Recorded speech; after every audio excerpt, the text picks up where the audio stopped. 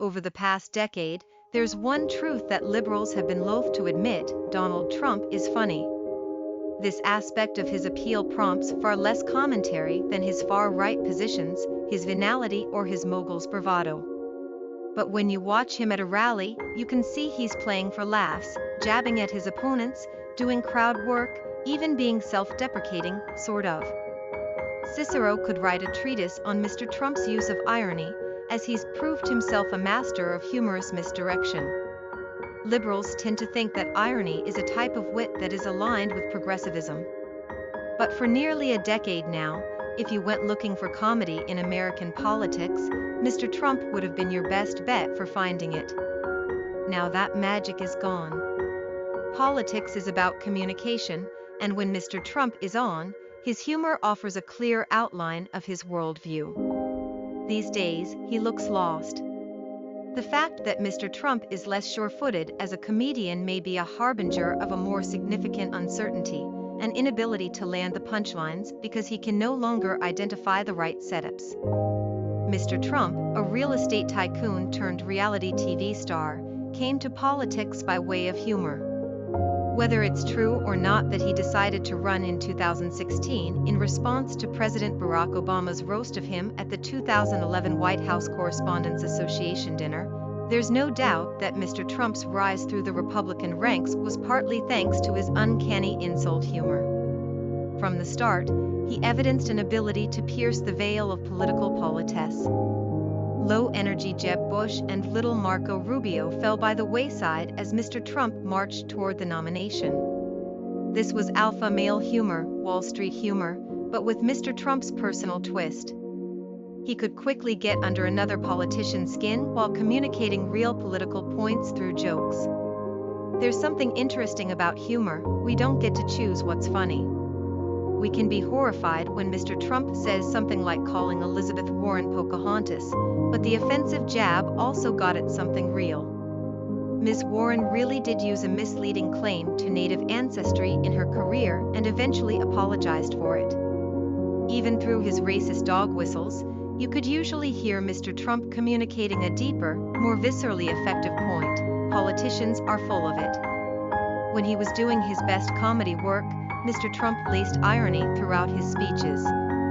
Irony is a technical term from the field of rhetoric, a technique that uses contradiction to convey meaning. Irony allowed Mr. Trump to nod to beliefs without ever having to explicitly state them, which in turn afforded him plausible deniability. When a reporter asked him about protests surrounding a Saudi-backed LIV golf tournament at his Bedminster Golf Club, Mr. Trump said, "Nobody's gotten to the bottom of 9/11, unfortunately," practicing simple misdirection while also making 9/11 conspiracy theorists' ears perk up. His brand of irony can land a punch, but just as often he uses it to breed politically useful confusion. Recently, though, you get a sense that the light has gone out. Sure, he's out there doing his Bob Hope thing, vamping on various topics, bringing out the hits, his weird digressions about Hannibal Lecter, his incoherent rant about sharks, and other favorites that lie squarely on the border between humor and possible cognitive decline, but the electric energy that made him an internet sensation is absent. Gone are the days of armies of trolls creating God Emperor Trump memes. Instead, he's complaining about crowd sizes and attacking reporters for being rude. His abrasiveness no longer comes off as funny, it feels cranky and desperate. A recent post by Mr. Trump on Truth Social, his own social media platform, began, "I'm doing really well in the presidential race," which sounds like whiny protest. It's a far cry from such Trump Twitter classics as "Happy 4th of July" to everyone, even the haters and losers. The Trump campaign has attacked Kamala Harris for laughing a lot, mocking her in memes and floating the nickname Laughing Kamala, easily the worst of Mr. Trump's monikers for his opponents to date. But the Gambit backfired badly, drawing attention to how Mr. Trump himself never seems to laugh, while Tim Walz, Ms. Harris's running mate, touted Ms. Harris for bringing back the joy. When Mr. Walz took a shot at J.D. Vance, his Republican counterpart, by obliquely referencing a viral joke about Mr. Vance's relationship to, and with, couches, some pundits reacted with shock. But the tactic showed a Democratic ticket that's willing to, well, make a real joke.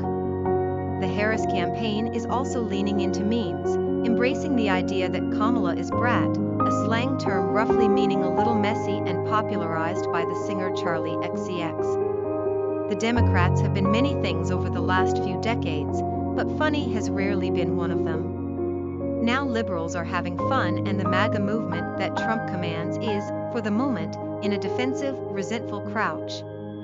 The advantage of wit is that it allows you to pivot, to change the subject, to be nimble and to dazzle your audience, all while giving it the impression that you're in full control. Mr. Trump once had that power. But when reporters recently asked him whether he would ban the early-stage abortifacient mifepristone, his answer wasn't witty, it was so garbled that it was hard to write headlines about. Irony can often be hard to distinguish from incomprehensibility, and Mr. Trump too often crosses that divide.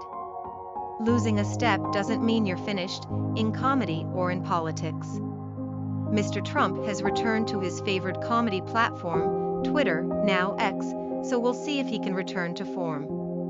For now, pollsters may not capture exactly the role that humor is playing in our political preferences. But losing the humor advantage has made Mr. Trump seem directionless, listless, and vulnerable. The energy that humor provides is now invigorating his opponents, who are looking to laugh him off the stage.